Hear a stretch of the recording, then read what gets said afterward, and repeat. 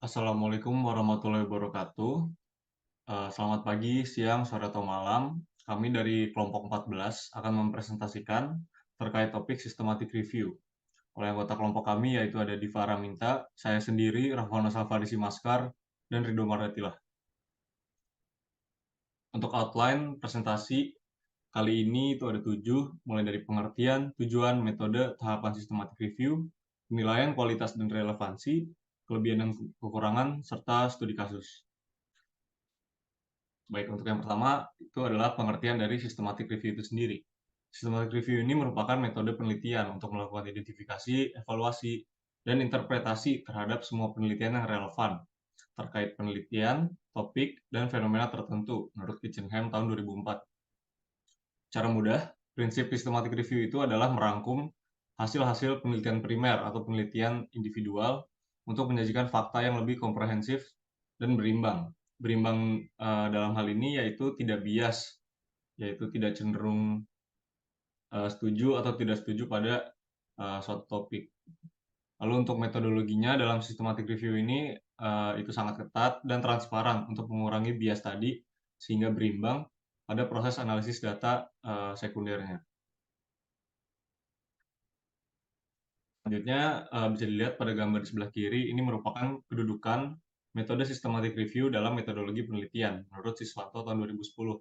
Terlihat juga pada gambar terdapat lingkaran yang menunjukkan uh, dari yang paling luar itu adalah review yang tidak sistematik atau traditional review atau hanya sekedar studi literatur.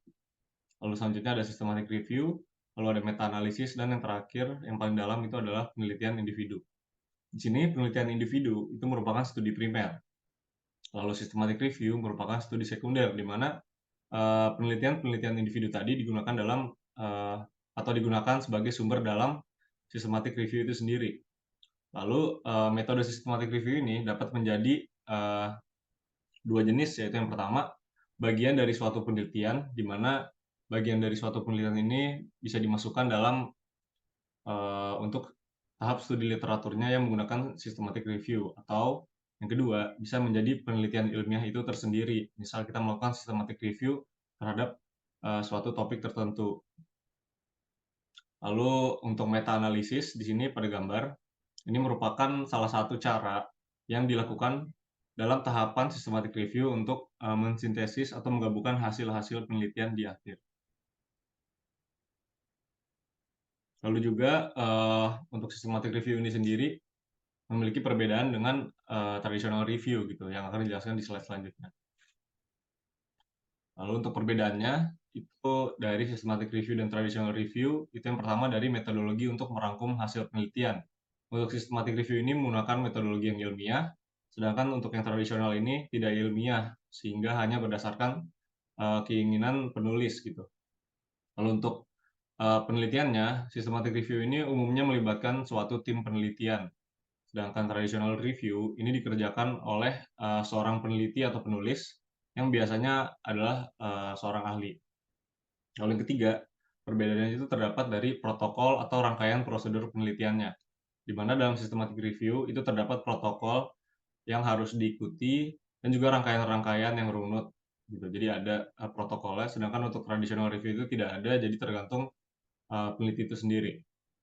Lalu selanjutnya dari kriteria sumber penelitian yang akan digunakan, dari systematic review itu ada kriteria-kriterianya untuk sumber-sumber penelitian individu atau primer yang akan digunakan dalam systematic review, sedangkan traditional review itu tidak ada.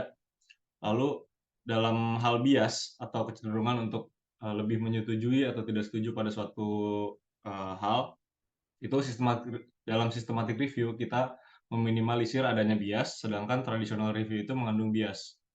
Lalu untuk replikasi, systematic review ini bisa direplikasi, sedangkan traditional review itu tidak bisa direplikasi. Dan untuk yang terakhir, perbedaannya adalah sintesis hasil atau penggabungan hasil-hasil penelitian, di mana dalam systematic review itu dapat dilakukan dengan dua cara, yaitu yang kuantitatif atau disebut dengan meta-analisis, dan juga kualitatif yang disebut dengan metasintesis yang nanti akan dijelaskan pada slide selanjutnya. Dan untuk traditional review sendiri itu sintesis hasilnya hanya secara narasi. Lalu selanjutnya ini adalah tujuan dari dilakukannya systematic review, terdapat 4 menurut Cooper tahun 2016. Yang pertama adalah mengintegrasikan, di dalamnya itu terdapat bisa membandingkan dan juga membedakan apa yang telah dilakukan dan dikatakan oleh penelitian lain. Lalu yang kedua adalah mengkritik karya ilmiah sebelumnya. Dan yang ketiga, sebagai penghubung antara bidang-bidang dalam topik terkait. Dan yang keempat, mengidentifikasi masalah utama dalam suatu bidang. Karena dari systematic review tadi, kita akan merangkum banyak penelitian-penelitian dalam suatu topik. Oleh karena itu, tujuan-tujuan ini dapat atau dilakukan dalam systematic review. Selanjutnya kita masuk ke dalam metode yang digunakan dalam systematic review. Itu terbagi menjadi dua, yang tadi sudah disebutkan, yaitu kuantitatif dan kualitatif.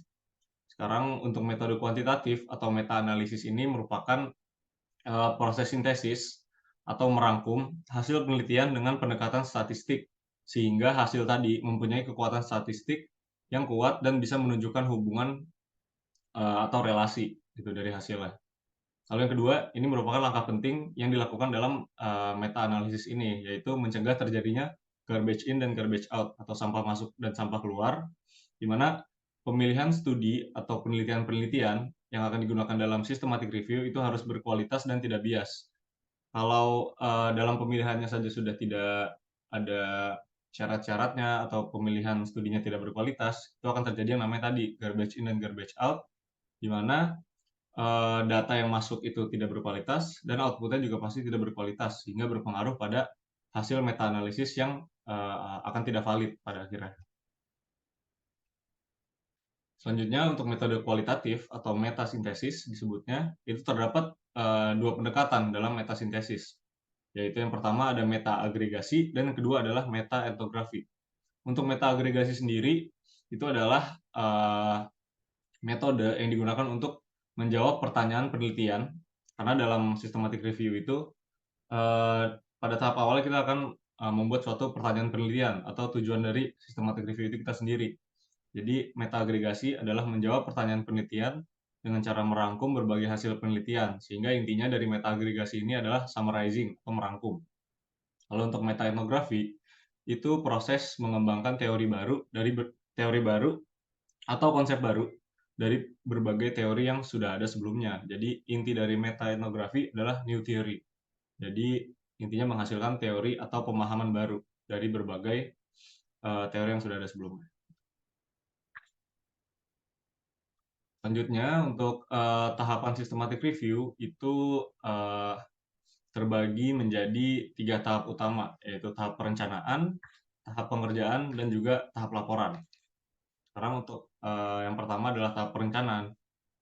Itu dalam tahap perencanaan ada 7 elemen dasar yang sangat penting dalam tahap perencanaan, yaitu adalah latar belakang, pertanyaan penelitian, inklusi dan eksklusi kriteria. Ini maksudnya adalah sortir yang dilakukan pada penelitian-penelitian yang akan digunakan dalam systematic review. Jadi tahap inklusi itu adalah syarat-syarat yang apa saja yang kita buat untuk memasukkan hasil penelitian sebagai data, dan juga eksklusi, di mana syarat-syarat apa saja yang kita gunakan untuk tidak menggunakan suatu penelitian gitu.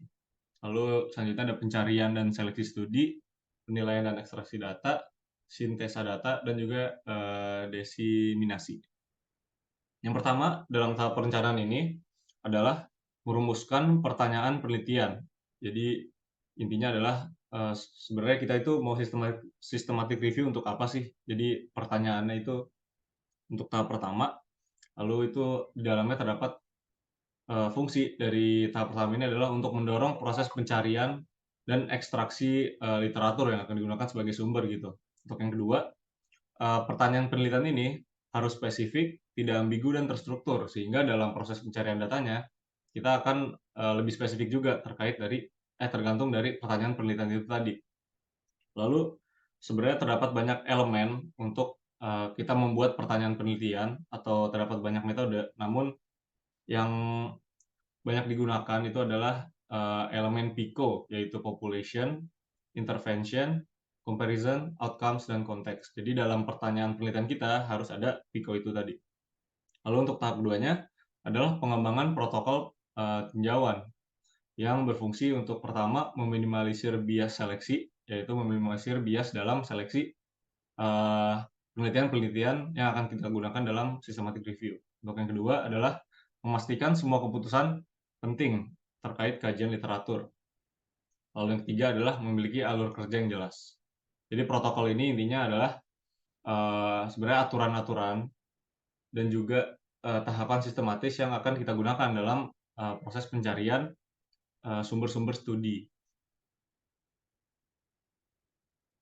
Baik, selanjutnya untuk tahap pengerjaan atau tahap 2 itu terdapat 5 tahap langkah-langkah yang ada. Yaitu yang pertama, tahap identifikasi studi, tahap pemilihan studi, penilaian kualitas studi, ekstraksi data, dan juga sintesis data. Jadi studi-studi ini itu bisa didapatkan dari library manapun, misal Google Scholar, Science Direct, Elsevier, dan lain-lain gitu. Jadi itu adalah sumber-sumber penelitian yang bisa digunakan dalam systematic review ini. Selanjutnya, untuk tahap laporan, terdapat 3 bagian besar untuk laporan systematic review yang dilakukan setelah tahap pengerjaan tadi selesai. Yang pertama itu adalah tahap pendahuluan atau bagian pendahuluan, bagian main body, dan juga kesimpulan. Untuk pendahuluan ini sendiri isinya ada tadi latar belakang dan juga landasan, di mana alasan topik yang diambil itu penting dan perlu dilakukan dalam systematic review. Kalau untuk main body itu terdapat 4 isinya. Yang pertama adalah protokol atau aturan-aturan dalam systematic review yang kita gunakan. Yang kedua adalah hasil analisis. Yang ketiga adalah sintesis temuan. Jadi apa yang kita temukan dari hasil systematic review itu tadi dari beberapa sumber yang banyak. Dan yang keempat adalah diskusi atau pembahasan hasil implikasi dari hasil systematic review. Yang terakhir adalah bagian kesimpulan, adalah kajian ulang tujuan dan pertanyaan penelitian, dan juga dipastikan dalam tahap ini tujuan atau pertanyaan penelitian kita yang dibuat di awal itu harus terjawab juga di kesimpulan. Dan untuk yang kedua adalah implikasi dari studi yang dilakukan, dan juga tiga adalah potensi atau saran-saran penelitian yang bisa dilakukan di masa yang akan mendatang. Baik, selanjutnya adalah penilaian kualitas dan relevansi, di mana digunakan untuk menghindari penarikan kesimpulan dari data yang tidak masuk dalam kriteria. Penilaian ini sendiri dilakukan dengan menerapkan TAPUPAS, yakni Transparency, Accuracy, Purposefully, Utility, Propriety, Accessibility, dan Specificity, yang mana telah diformulasikan oleh Priola pada tahun 2016. Metode yang paling umum digunakan adalah metode checklist dan pemberian poin pada tiap kriterianya. Dan hanya artikel yang memiliki kualitas serta relevansi menengah hingga tinggi yang dapat digunakan pada systematic review. Lalu di sini adalah tabel checklist penilaian kualitas dan relevansi yang diformulasikan oleh Priola. Di sini dibagi menjadi 8 variabel, yang mana pada tiap variabelnya itu dibagi lagi menjadi beberapa kriteria. Dan tiap kriteria ini memiliki bobot 1 poin. Di sini variabelnya dibagi menjadi pertanyaan penelitian, tujuan penelitian, metode, instrumen, sampel, hasil, kesimpulan penelitian, rekomendasi dan implikasi, serta limitasi penelitian. Lalu dari total keseluruhan poinnya itu ada 22. Lalu setelah dilakukan penilaian pada tiap kriterianya, untuk total poinnya bisa dimasukkan ke tabel ini, yaitu penilaian rating, kualitas, dan relevansi, yang mana dibagi jadi 3, mulai dari tinggi hingga rendah, dan range untuk poin kualitasnya sendiri, yang tinggi dari 21 sampai 22, menengah 19 sampai 20, dan rendah adalah lebih kecil dari 18. Lalu seperti yang telah disebutkan tadi, yang telah disebutkan sebelumnya, yang bisa digunakan pada systematic review itu adalah artikel yang memiliki kualitas dan relevansi tinggi hingga menengah. Yang mana total paling minimum dari poin kualitasnya itu adalah 19. Lalu di sini adalah kelebihan dan kekurangan dari systematic review. Untuk kelebihannya sendiri, systematic review membutuhkan biaya yang lebih sedikit dan hasilnya itu lebih inklusif dan meyakinkan dibandingkan dengan studi tunggal. Untuk kekurangannya sendiri, eh, systematic review ini memerlukan waktu yang lama untuk memproses identifikasi dan evaluasi dari semua studi tunggal untuk direview. Lalu dapat terjadi kesalahan seperti terlewatnya studi atau penelitian penting dalam proses pencarian sumber.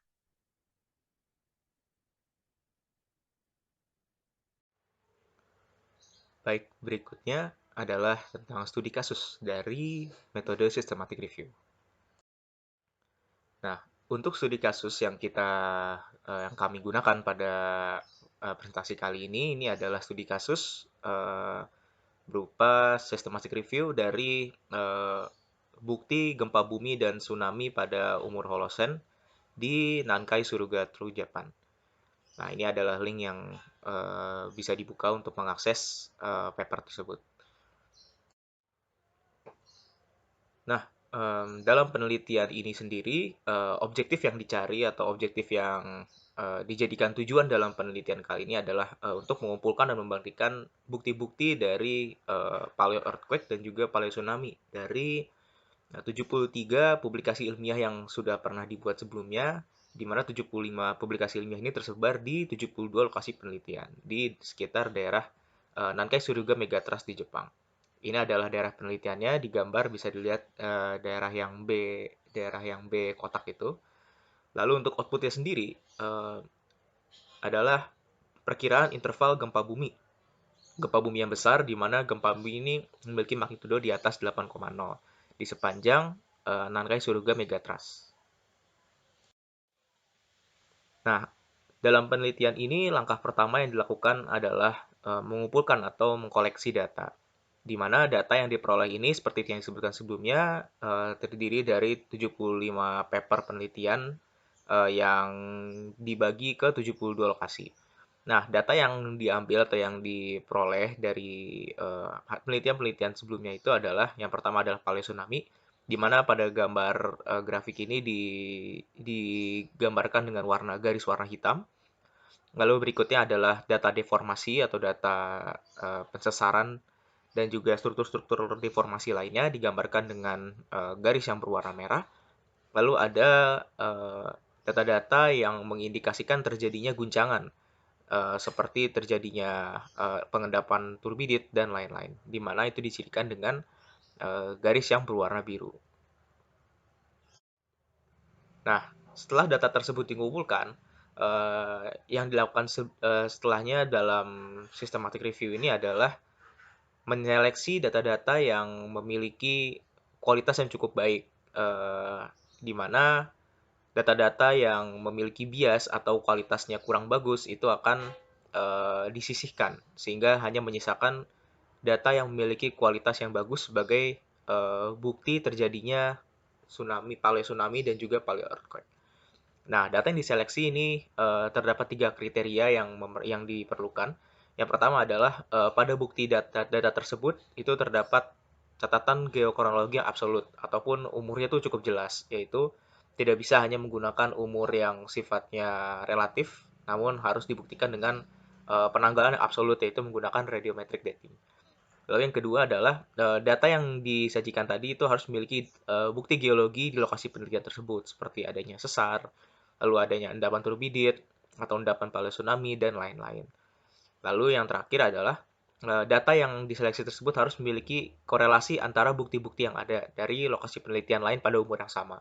Sehingga di sini yang dilihat adalah korelasi antara bukti-bukti yang ada pada data tersebut dan dicocokkan dengan bukti lain yang terjadi pada umur yang sama di lokasi penelitian lainnya. Jika datanya cocok, maka ini bisa digunakan sebagai bukti data yang kualitasnya bagus. Dan sisanya akan disisihkan karena di sini untuk mengurangi bias dari data tersebut. Lalu hasil analisis dari penelitian kali ini terdapat 3 hasil penelitian. Yang pertama adalah gempa besar dengan magnitudo 8,0 pada lokasi yang terjadi pada interval yang terjadi di daerah Nankai Suruga Megatrust ini terjadi pada interval 90 sampai 474 tahun selama 1.500 tahun terakhir. Itu data yang terrekord. Nah, dari hasil seleksi data, diketahui bahwa gempa pada tahun 648, 1361, dan 1707 Masehi ini memiliki kemiripan bukti geologis dari bukti paleontologi, guncangan, dan lain-lain. Nah, adanya kemiripan bukti geologis ini menunjukkan adanya repetisi dari kejadian gempa, di mana kita ketahui di sini intervalnya itu memiliki rentang sekitar 400 sampai 500 tahun. Dan yang terakhir adalah untuk gempa besar pada tahun 1099, ini dianulir karena gempa ini tidak memiliki cukup bukti geologis karena tidak terdapat bukti deformasi ataupun paleosunami pada umur yang disebutkan. Nah, berikut adalah referensi yang kami gunakan dalam presentasi kali ini. Terima kasih atas perhatiannya. Wassalamualaikum warahmatullahi wabarakatuh.